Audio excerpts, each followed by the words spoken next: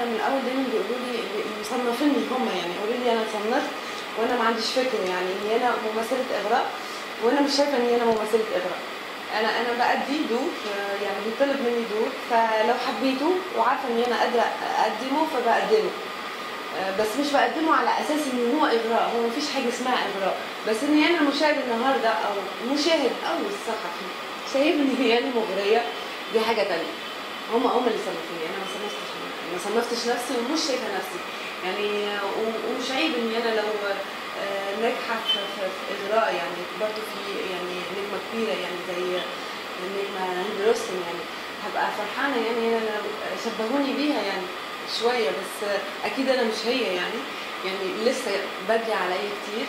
بس انا عملت كوميدي، يعني برضه في الكوميدي نجحت الحمد لله مع محمد سعد الليمبي، مع محطة مصر كتكوت، محطة مصر مع محمد كريم عبد العزيز ادوارد، برضه في الكوميدي نجحت.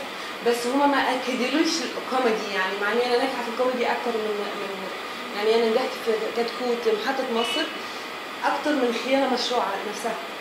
يعني فيلم كبير، فيلم خيانة مشروعة نجح، اول مرة وقتها يجيب ايرادات لهاني سلامة، كان جايب اول مرة يعدي الايرادات بتاعته، كان فيلم ناجح جدا. بس انا صنفوني كاغراء ونسيوا اني انا برضه عملت كوميدي، اني انا ما عملتش ده بس، عملت ده وده بس. اني انا في الاول في الاخر انا بقول ان انا بقدم عمل، لو هما صنفوني فيه يبقى انا نجحت فيه. فان شاء الله الجديد اللي هنا هعمله انه هعمل حاجه مختلفه وان شاء الله افرح فيها يعني وما يقولوش اغراء بس، يعني يقولوا حاجات كتير، يعني ساندي تعرف تعمل حاجات كتير، بس انه ممكن شكلي مساعدني اني انا يتقال عليا اغراء، ممكن شكلي ماني مش شايفه يعني اني انا هيفا وهبي مثلا مثلا فور اكزامبل مش شايفه نفسي هيفا وهبي يعني هي ينفع عشان هي ما شاء الله عليها قمر، بوجه لها تحيه طبعا عشان حبيبتي بموت فيها.